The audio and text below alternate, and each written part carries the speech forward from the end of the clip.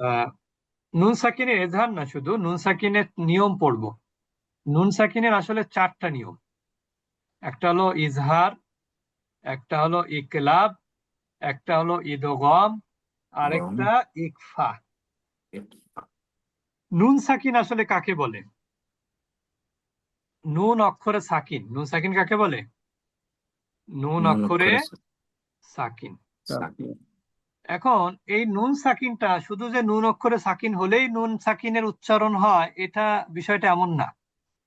বরং অনেক ক্ষেত্রে তানভিনের মধ্যেও নুন সাকিনের উচ্চারণ আমরা পাই। যেমন যেমন দেখেন, আমি যদি বলি মিম দুই জের, কি হয়? মিন। মিন। মিন। আবার মিম নুন জের মিন। মিন। মিন। তাহলে কি হলো? ইন্না ইলা রাব। মিন এবং মিন দুইটা কিন্তু একই উচ্চারণ হচ্ছে, কিন্তু দুইটা জি, উচ্চারণ কি একই কিনা?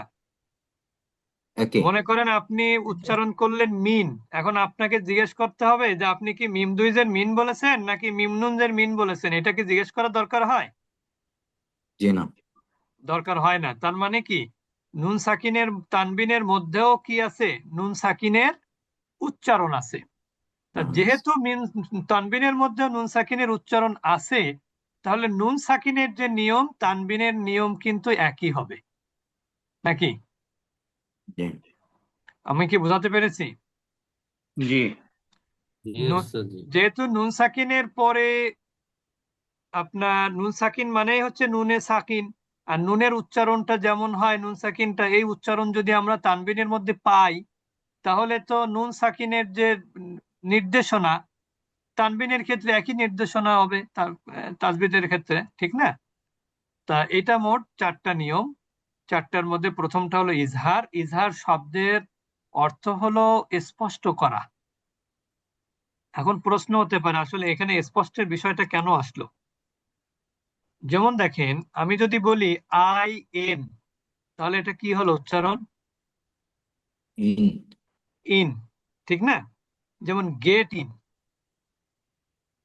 গেট ইন, এটা একটা ফ্রেজ নাকি? হ্যাঁ, ধরেন এটা একটা ফ্রেজ। এখন হুম। আমি যদি বলি এটাকে অন্যভাবে আর একটু যদি উচ্চারণ করি, অন্যটা যেমন, তো মাঝে মাঝে একটু ঝামেলা করছে, GETTING।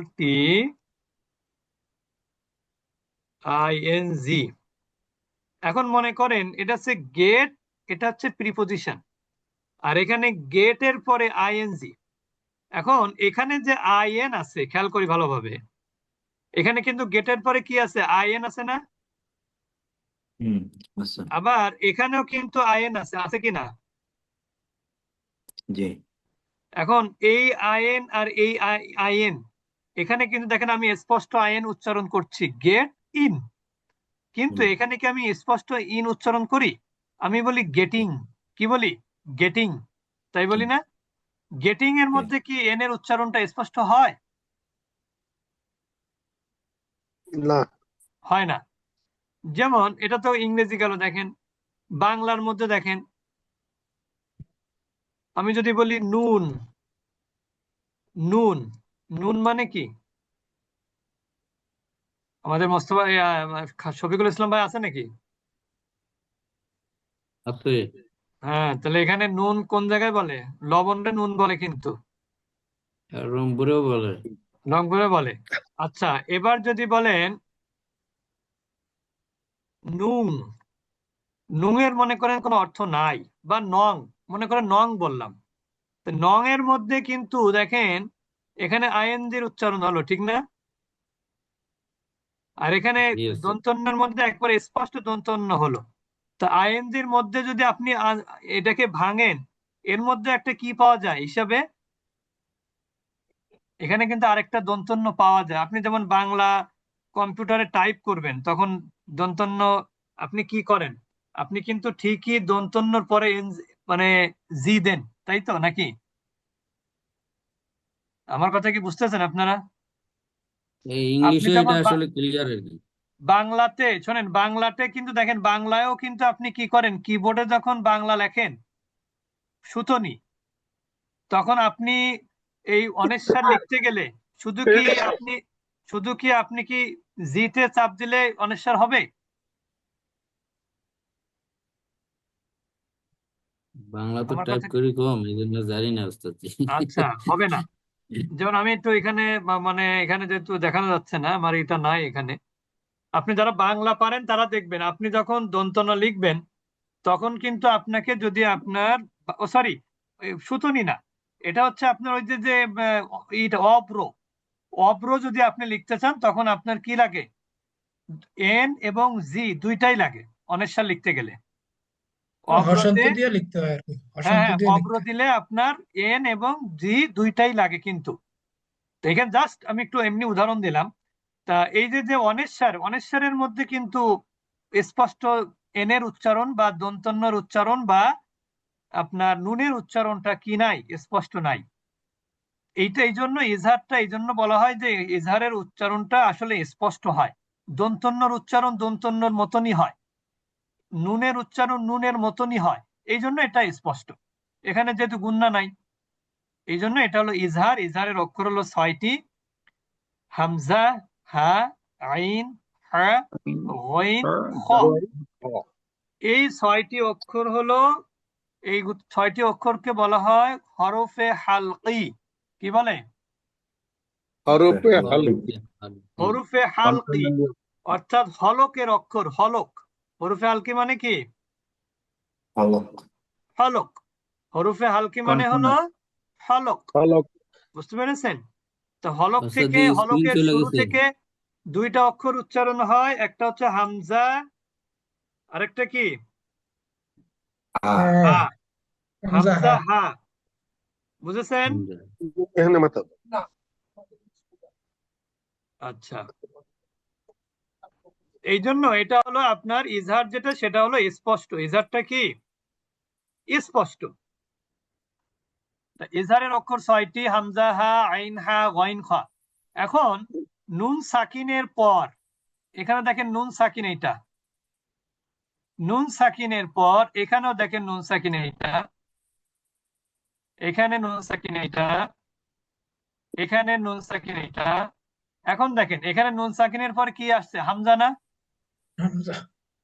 এখানে নুন সাকিনের পরে কি আছে? হা। এই হ্যাঁ। দুইটা কিন্তু কণ্ঠনালীর শুরু থেকে উচ্চারিত হয়। এখানে নুন সাকিনের পরে কি আছে? আইন। এটা কণ্ঠনালীর মধ্যভাগ থেকে উচ্চারিত হয়। এরপরে হা, এটাও কণ্ঠনালীর মধ্যভাগ থেকে উচ্চারিত মধ্যভাগ হয়। থেকে। এরপর আপনার এই যে যে দেখেন নুন সাকিন, নুন সাকিনের পরে গইন আছে, গইন, খ। এটা কণ্ঠনালীর শেষ ভাগ, সেখান থেকে উচ্চারিত হয়। তাহলে আমরা এই নুন সাকিনের পরে যে কণ্ঠনালীর অক্ষর যদি আসে তাহলে ওই নুনটাকে স্পষ্ট করে পড়বো, গুণনা করব না। এটা গেল নুন সাকিনের নিয়ম। এবার আমরা চলে যাব তানভিনের নিয়ম। এখন আমরা চলে যাব কোথায়? তানভিনের নিয়ম। দেখেন আমার মাউসটা মাঝে মাঝে ডিস্টার্ব দিচ্ছে, মাঝে মাঝে নড়াচড়া করতেছে, মাঝে মাঝে নড়াচড়া করে না। এখানে দেখেন তানবিন, এখানে কি আছে? হুদান, 2 জবর। তানবিন কাকে বলে? 2 জবর 2 জের 2 পেশ। তাহলে হুদান, হুদানের পরে কি আছে? তানবিনের পরে হামজা আছে। হামজা। এখানে নুহান, এটার পরে কি আছে? হা আছে। শাইইন, এখানে পরে কি আছে? আইন আছে। আইনিন, এখানে কি আছে? হা আছে।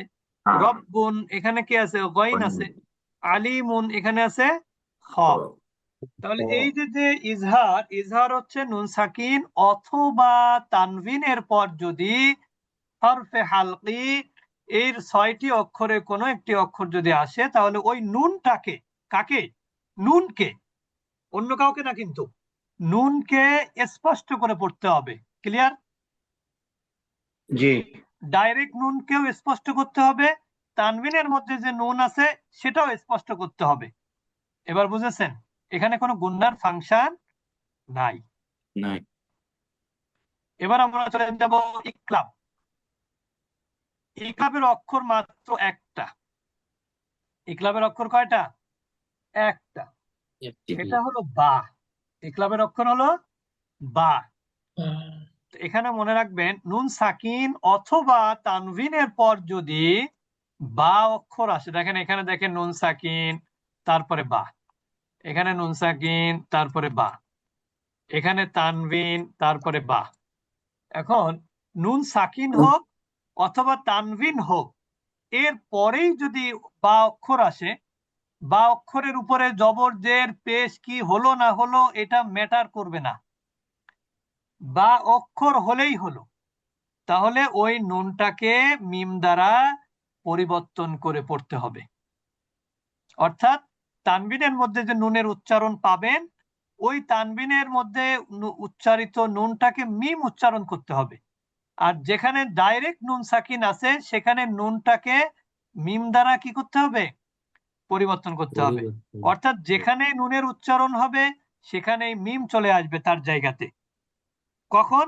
যখন নুন সাকিন অথবা তানবিনের পরে যদি কি আসে? শুধুমাত্র একটা অক্ষর বা বাস আসে। তাহলে ওই নুনটাকে মিম দ্বারা পরিবর্তনও করতে হবে আর গুণনা করতে হবে।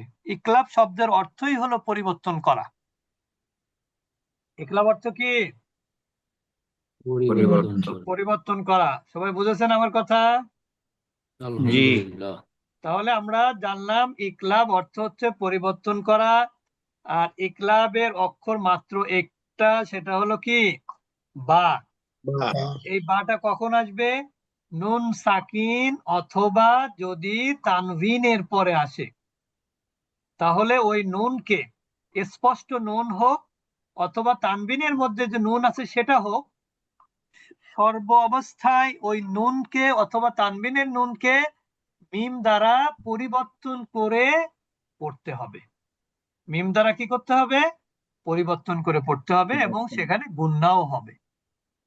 এটাকে বলে ইকলাব। ক্লিয়ার? ক্লিয়ার। জি। আচ্ছা, এখন আমরা চলে যাব ইদগম। আমরা এখানে সামনে আগে পিছে এগুলো। ওস্তাদি আর পরে এমনি টাইম তো আচ্ছা গেছে, ঠিক আছে, আবার তাহলে এই দুইটাই থাক। এই দুটাই তাহলে থাক। আমরা এই দুইটা, আমরা একটু শব্দগুলো আপনাদেরকে একটু বলে দিব, আপনারা একটু আমার সাথে বলবেন।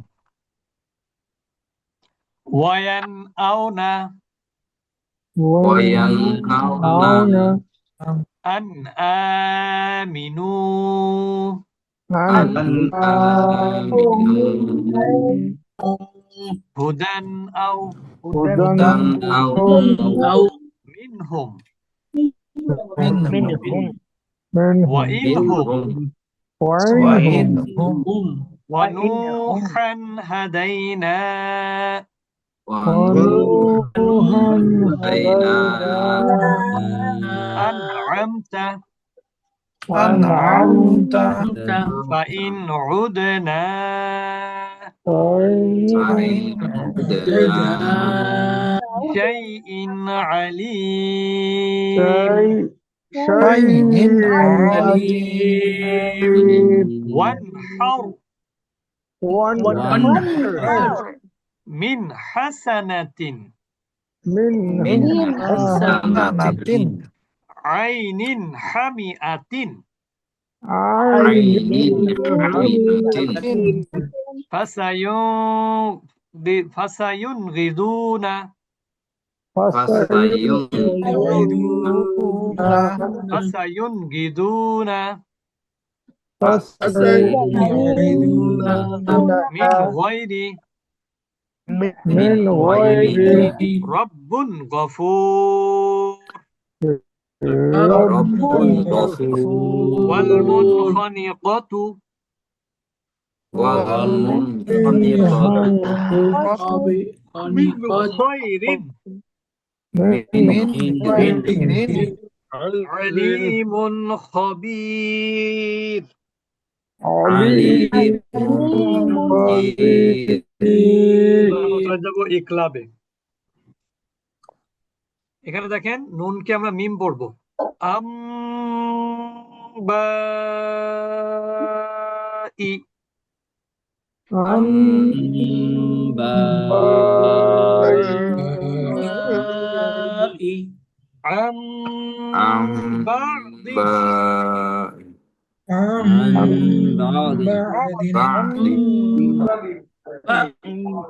শাহীদাম বাইনানা,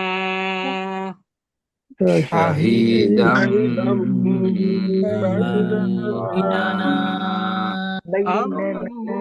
أنبياء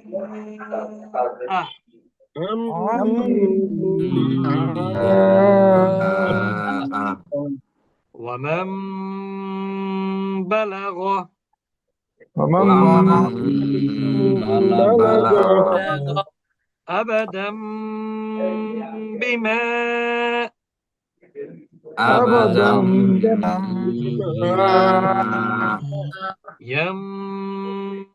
ينبغي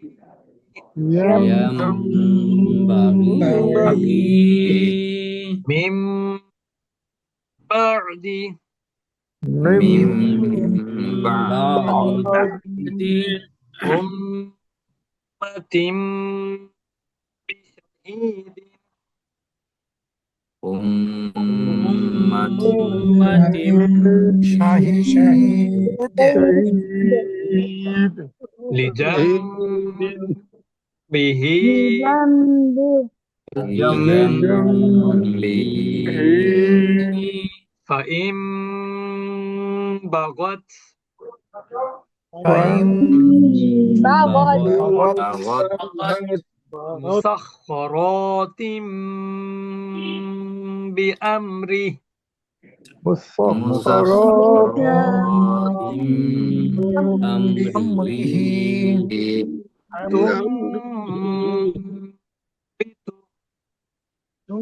تنبت تنبت لم تكن بينكم لم لم تكن بينكم خبير بصير خبير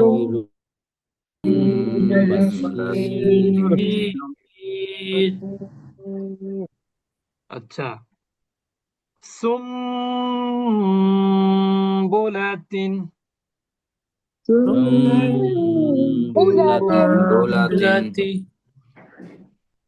أقم بدعائك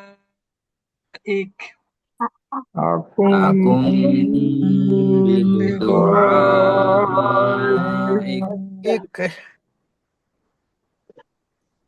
ثم بكم